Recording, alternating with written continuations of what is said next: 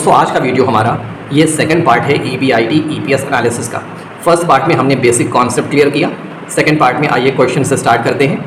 Question number 1 हमारा ये कहता है कि x limited has 6 lakh equity shares of ₹10 each. ठीक है, 6 लाख ये क्वांटिटी है, नंबर है। एक शेयर की कीमत 10 रुपीज़ है। The company wants to raise another 30 lakh rupees. Company 30 lakh rupees raise करना चाहती है, 30 लाख रुपये कंपनी मार्केट से रेज करना चाहती है। ठीक है, for this purpose the financial manager has different plans. Financial manager के पास अलग अलग प्लान्स हैं। Plan A, plan B, plan C and plan D. Plan A क्या कहता है? All from debentures carrying 10% interest. सारा का सारा पैसा डिवेंचर से रेज करना है जिस पर 10% इंटरेस्ट पे करेंगे। ठीक है, प्लान बी क्या कहता है? All from equity shares. Plan C 20 lakh from equity shares and 10 lakh from debentures carrying 10% interest, कि 20 लाख रुपए इक्विटी शेयर से रेज किया जाए एंड 10 लाख फ्रॉम डिवेंचर से जिस पे 10% आपको इंटरेस्ट पे करना पड़ेगा। और प्लान डी क्या कहता है कि 10 lakh from equity shares and 20 lakh from preference shares जिस पर 10% डिविडेंड है। ठीक, उसके आगे की इंफॉर्मेशन है tax rate is 50%। Calculate EPS, आपको अर्निंग पर शेयर कैलकुलेट करना है। इफ अगर EBIT is case 1 13,50,000, case 2 10,80,000, case 3 7 lakh. ये केस 1, केस 2, केस 3 आप ऐसा समझ लीजिए कि आपको ये 3 क्वेश्चन दे दिए हैं। ठीक है, तो आइए पहले केस 1 यानी आप पहला केस क्या है कि आप EBIT 13,50,000 रुपीज़ लेके चलेंगे। ठीक है, तो क्वेश्चन स्टार्ट करने से पहले हमें सबसे पहले तो ये मालूम होना चाहिए कि नंबर ऑफ इक्विटी शेयर्स कितने हैं हर प्लान में। क्योंकि आपको याद होगा जो हमने वो चार्ट देखा था इससे पहले वाली वीडियो में, EPS जो कैलकुलेट होता है वो कैसे कैलकुलेट होता है कि earnings available to equity shares जो हमारा अमाउंट आया था उसको डिवाइड कर देते हैं नंबर ऑफ इक्विटी शेयर से। तो आपको EPS निकालने के लिए हर प्लान का नंबर ऑफ इक्विटी शेयर्स सबसे पहले आपको कैलकुलेट करना है। आइए तो पहले एक बार क्वेश्चन को सोल्यूशन देखने के स्टार्ट करते हैं। तो सोल्यूशन के लिए सबसे पहले आपको वर्किंग नोट बनाना पड़ेगा और वर्किंग नोट में आपको हर प्लान में plan A, plan B, plan C और प्लान डी है जितने प्लान क्वेश्चन में दिए रहेंगे उसमें आपको नंबर ऑफ इक्विटी शेयर्स निकालना है हर प्लान का। ठीक है, तो कैसे निकलेगा? पहले तो आपके पास पुराना नंबर ऑफ इक्विटी शेयर्स कितने थे। ठीक है, तो एग्जिस्टिंग और old number of equity shares आपको क्वेश्चन में साफ साफ दिया था। Company has 6 lakh equity shares, तो 6 लाख यहाँ पर भी आ जाएगा, 6 लाख यहाँ पर भी, यहाँ पर भी और यहाँ पर भी। ये पुराने वाले शेयर्स हैं जो कंपनी के पास पहले से थे।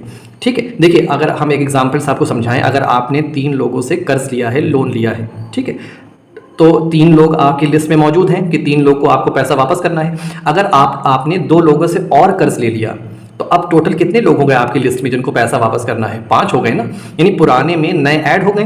तो पुराने इक्विटी शेयर्स हमारे पास 6 लाख क्वेश्चन में दिया था। अब हमें ये देखना है कि अगर 30 लाख रुपीज़ हमने रेज किया तो प्लान ए में total number of equity shares कितने हो जाएंगे, ऐसे ही प्लान बी और प्लान सी और प्लान डी में कितने हो जाएंगे। तो हमने इसमें ऐड किया न्यू इशूड इक्विटी शेयर्स, जो नए इशू किए गए हैं इक्विटी शेयर्स उसको ऐड कर देंगे पुराने वाले में, तो total number of equity shares मेरे पास आ जाएगा।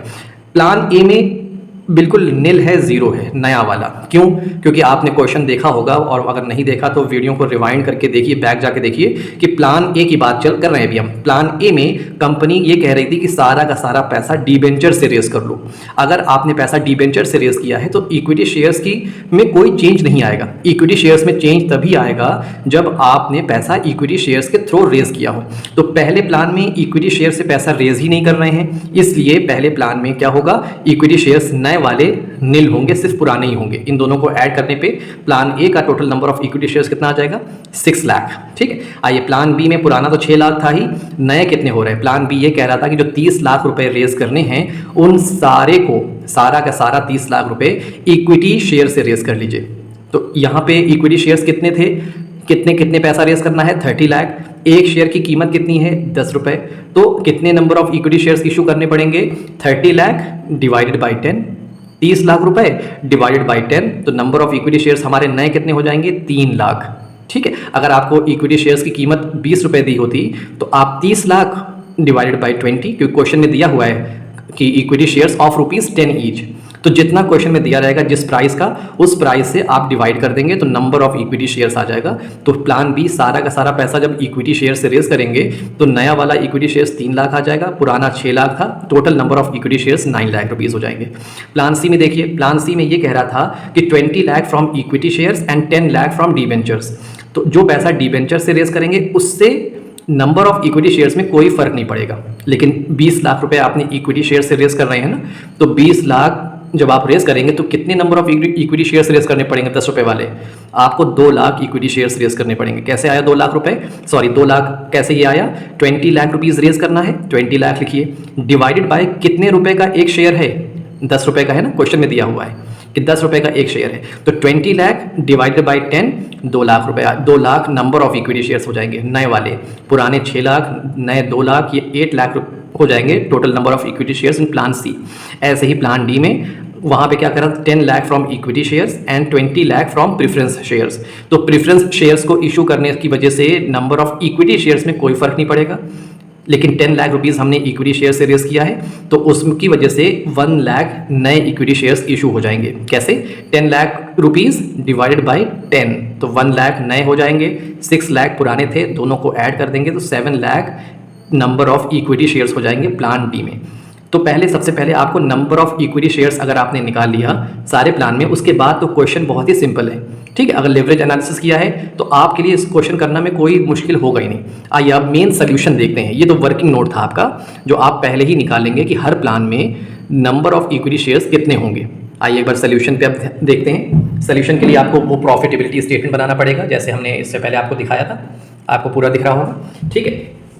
ये प्रॉफिटेबिलिटी स्टेटमेंट, ये पर्टिकुलर्स और जितने प्लान होंगे ABCD वो आप लिख दीजिए। स्टार्टिंग हमने लेवरेज में सेल्स से किया था, यहाँ पे हमने बताया था आपको लास्ट वीडियो में, यहाँ पे इन्फॉर्मेशन जो आपको दी होगी वो EBIT से दिया होगा। EBIT अभी देखिए केस 1 हम सॉल्व कर रहे हैं, केस 1 3 केस दिया हुआ है ना, तो केस 1 ये कहता था कि जब EBIT आपकी 13,50,000 रुपीज़ हो, तो 13,50,000 यहाँ पर भी, यहाँ चारों में आप लिख दीजिएगा 13,50,000 रुपये, ठीक है, केस 1 की। इसमें लेस करते थे इंटरेस्ट। अब देखिए इंटरेस्ट किस पर पे करते हैं हम? इंटरेस्ट पे करते हैं सिर्फ और सिर्फ डिबेंचर्स पे, ना ही इक्विटी शेयर्स पे इंटरेस्ट पे करते हैं, ना ही प्रेफरेंस शेयर्स पे इंटरेस्ट पे करते हैं। तो जहाँ जहाँ पैसे को हमने डिबेंचर्स के थ्रू रेज किया है वहाँ पर हमें इंटरेस्ट पे करना पड़ेगा। प्लान ए में आइए, प्लान ए ये कह रहा था कि सारा जो 30 लाख रुपए हैं, उस 30 लाख को आपने सारा का सारा डिबेंचर से रेस करना है, जिस पर 10% इंटरेस्ट देना है। डिबेंचर्स ऐसा मान लिया जैसे लोन होता है, तो 30 लाख रुपए आपने अगर लोन लिया है जिस पर 10% इंटरेस्ट है, तो 10% 30 लाख का कितना हो जाएगा? 3 लाख रुपए हो जाएंगे ना। तो ये इंटरेस्ट वाला अमाउंट आएगा, लोन का अमाउंट नहीं आएगा। लोन पे कितना इंटरेस्ट पे कर रहे हैं वो अमाउंट आएगा। तो 3 लाख रुपए इसमें से लेस कर दीजिए, ये आपका आ जाएगा 10,50,000, ये EBT हो जाएगा, ठीक है। प्लान बी में आइए, प्लान बी में निल है, क्यों? क्योंकि प्लान बी में हम कोई डिबेंचर्स इशू नहीं कर रहे हैं। क्वेश्चन देखिए आप, प्लान बी में सारा का सारा पैसा इक्विटी शेयर से रेज कर रहे थे, इसलिए प्लान बी जब लोन लिया ही नहीं है तो इंटरेस्ट कैसा पे करेंगे? तो यहाँ पे निल हो जाएगा, माइनस करेंगे तो कोई फर्क नहीं होगा। 13,50,000 यहाँ पे भी था और यहाँ पर भी ये आ जाएगा, ठीक है। प्लान सी में हम 10 लाख रुपीज़ डिबेंचर से रेज कर रहे थे, तो 10 लाख पे 10% कितना हो जाएगा? 1 लाख रुपीज़ इंटरेस्ट हो जाएगा। तो 13,50,000 में से 1 लाख रुपीज़ लेस कर देंगे तो 12,50,000 ये EBT प्लान सी का हो जाएगा। प्लान डी में डिबेंचर से पैसा नहीं रेज कर रहे थे, यानी लोन नहीं ले रहे थे। जब लोन ले नहीं रहे थे तो इंटरेस्ट तो पे नहीं करेंगे, तो यहाँ पे अमाउंट ये सेम हो जाएगा। ये आपका EBT हो गया। इसमें से लेस करते थे टैक्स। क्वेश्चन में आपको दिया था tax at the rate of 50%। 50% किसका हम लेंगे? EBIT का? नहीं, 50% हम इसके जस्ट ऊपर वाला लेंगे, EBT का, ठीक है। 50% ऑफ EBT, तो 10,50,000 का 50% आप ले लेंगे तो आपका ये आ जाएगा, इसमें से माइनस करने पे ये आ जाएगा। ऐसे ही प्लान बी में 13,50,000 का 50% लेंगे तो 6,75,000 आएगा, दोनों को माइनस करेंगे तो ये आ जाएगा।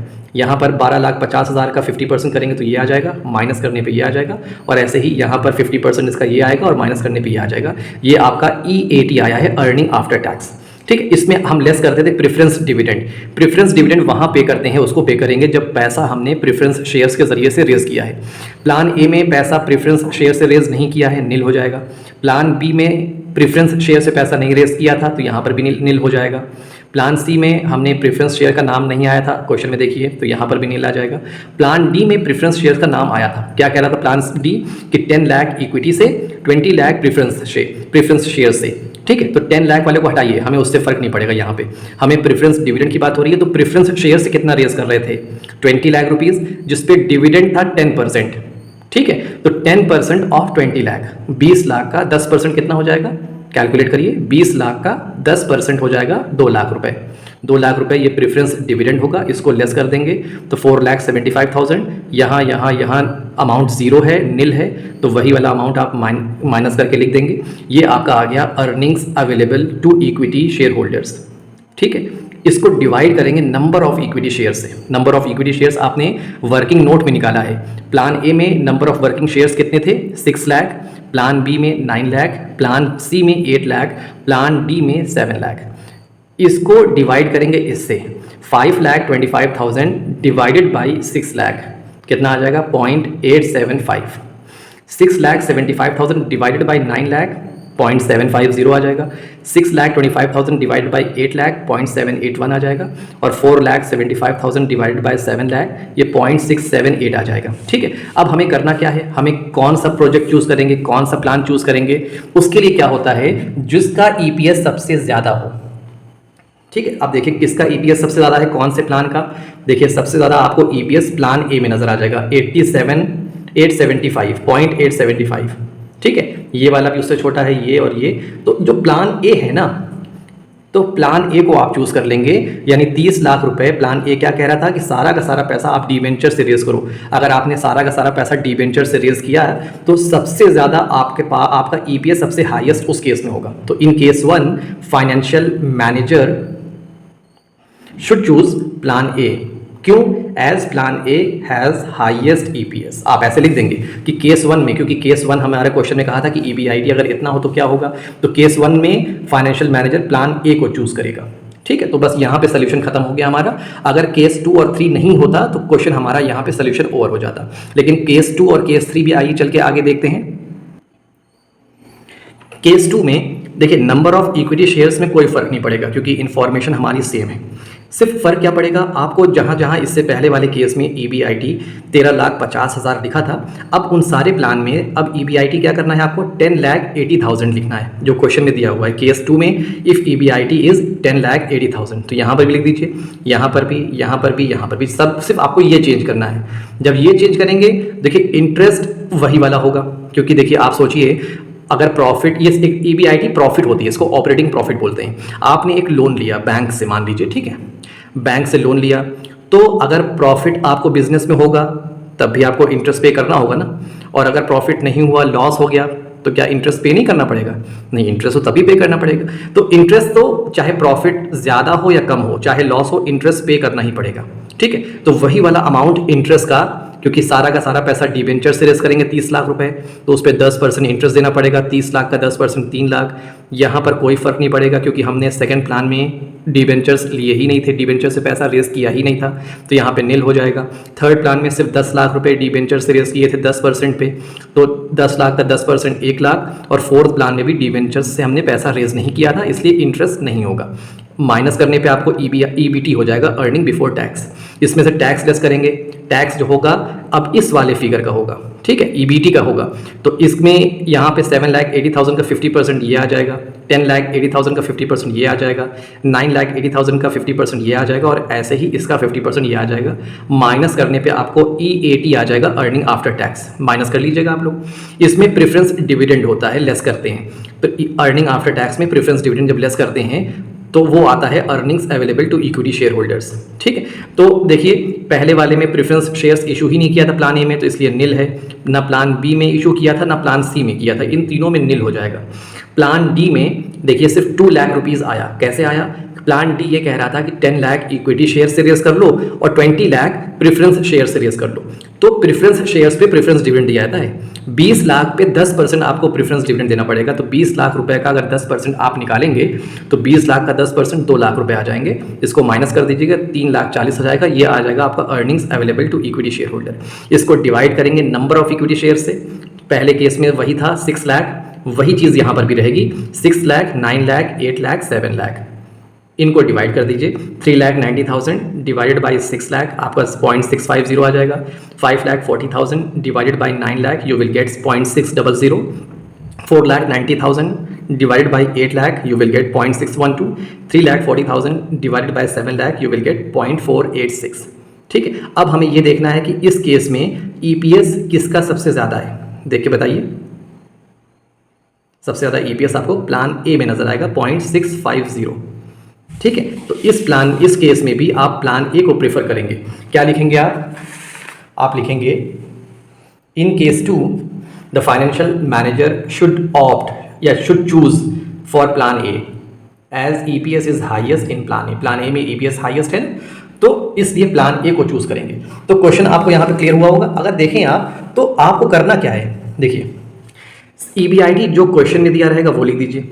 इंटरेस्ट वाला अमाउंट वही रहेगा जो इससे केस ए में था, वही वाला इंटरेस्ट अमाउंट होगा। जहाँ जहाँ है वहाँ वहाँ होगा, जहाँ जहाँ नहीं है वहाँ नहीं होगा। जितना अमाउंट होगा उतना अमाउंट लिख दीजिए, पिछला वाला ही, ठीक है। लेकिन क्योंकि ये वाला अमाउंट चेंज हुआ है तो इसलिए आपको माइनस करने पे ये वाला अमाउंट अलग नज़र आएगा। जब ये वाला अमाउंट नज़र अलग आ रहा है तो टैक्स क्योंकि इस पे लेते हैं तो ये वाला अमाउंट भी अलग नज़र आएगा, ठीक है। कहाँ फिर एक चीज़ नज़र आएगी आपको, ये वाले प्रेफरेंस डिविडेंड भी सेम नज़र आएगा। देखिए इन तीनों में हमारे केस 1 में भी नहीं था, यहाँ पर भी नहीं है, और केस 3 भी देखेंगे ना, ये केस 3 भी देखना है, तो उसमें भी आपको यहाँ पे कोई वैल्यू नज़र नहीं आएगी, सिर्फ प्लान डी में 2 लाख रुपीज़ नज़र आएगी, ठीक है। और नंबर ऑफ इक्विटी शेयर्स भी आपका सेम रहेगा। तो आपको सिर्फ 2-3 चीज़ बदलनी है, बाकी क्वेश्चन बिल्कुल सेम रहेगा। आइए एक बार केस 3 देख के वीडियो को कंप्लीट करते हैं। केस 3 में ईबीआईटी अब कितना कह रहा था, 7 लाख रुपीज़, हर जगह 7 लाख लिख दीजिए। इंटरेस्ट वही 3 लाख यहाँ पे निल, यहाँ 1 लाख, यहाँ पे निल, ठीक है। तो ये हमारा इंटरेस्ट हो जाएगा, माइनस करने पे आपको ईबीटी मिल जाएगा। 7 लाख माइनस 3 लाख 4 लाख, ठीक है। 7 माइनस 0 7, 7 माइनस 1 6 लाख, और ऐसे ही ये कर लेंगे। ये आपका अर्निंग बिफोर टैक्स हो जाएगा। इस पर टैक्स लेस करेंगे 50% किसका, ईबीटी का, 50% 4 लाख का, 50% 7 लाख का, 50% 6 लाख का, और 50% 7 लाख का। जो अमाउंट यहाँ पे आया इसको माइनस कर देंगे तो आपका ईएटी आ जाएगा, earning after tax. Preference dividend को लेस करेंगे तो यहाँ पे निल, यहाँ पे निल, यहाँ पे निल, सिर्फ आपका प्रेफरेंस डिविडेंड आपका यहाँ पर आ जाएगा 2 लाख रुपीज़ प्लान डी में। ये आपका earnings available to equity share holder हो गया। Divide by number of equity shares, ठीक है, वही फिगर रहेगा जो पहले और दूसरे केस में था। 6 लाख, 9 लाख, 8 लाख, 7 लाख, इसको डिवाइड करना है। 2 lakh divided by 6 lakh 0.333, 3,50,000 divided by 9 lakh 0.388, 3 lakh divided by 8 lakh 0.375 and 1,50,000 divided by 7 lakh 0.215। अब बताइए ईपीएस किसका सबसे ज़्यादा है, तो आप देखेंगे सबसे ज़्यादा आपको ईपीएस प्लान बी का नज़र आएगा। अभी दोनों केसेस में प्लान ए का सबसे हाईएस्ट ईपीएस नज़र आ रहा था, लेकिन इस वाले केस में जब आपकी ईबीआईडी 7 लाख रुपीज़ होगा तो प्लान बी सबसे ज़्यादा आप प्रेफर करेंगे चूज़ करने में, ठीक है। तो आप कैसे लिखेंगे, आप लिखेंगे in case 3 the financial manager should choose और ऑप्ट फॉर प्लान बी। कौन सा प्लान चूज करेगा, प्लान बी चूज करेगा। क्यों, because EPS in plan B is highest. जिसका ईपीएस सबसे ज़्यादा होगा उस प्लान को चूज करेंगे पैसा रेज करने के लिए। प्लान बी क्या कह रहा था यहाँ पे कि जब आपका सारा का सारा पैसा इक्विटी शेयर होल्डर से रेज करेंगे। तो एक चीज़ आपने ध्यान दिया होगा 3 केसेस में, पहले केस में हमारा ईबीआईडी 13,50,000 के करीब था ना, और थर्ड केस में ईबीआईडी 7 लाख हो गया। तो जब प्रॉफिट ज़्यादा था तो हमारा केस प्लान 1 आ रहा था, केस 1 में भी और केस 2 में भी, कि प्लान ए चूज़ करिए। लेकिन जब प्रॉफिट हमारी सिर्फ 7 लाख बच गई तो अब हमारा कौन सा प्लान निकल के आया है, प्लान बी। यानी प्रॉफिट जब कम हो रही है तो क्या कौन सा पैसा रेज करिए, इक्विटी शेयर होल्डर से पैसा रेज करिए, ठीक है। तो अभी एक वीडियो इसका और बनाएंगे, उसमें कुछ क्वेश्चन और सॉल्व करेंगे। तो बहुत ही सिंपल है, एक बार प्रैक्टिस करिएगा, बहुत ही आसान है। कोई कन्फ्यूजन कोई डाउट हो तो आप मुझसे कॉन्टैक्ट कर सकते हैं in the comment section. Okay, मिलते हैं नेक्स्ट वीडियो में, तब तक के लिए थैंक यू।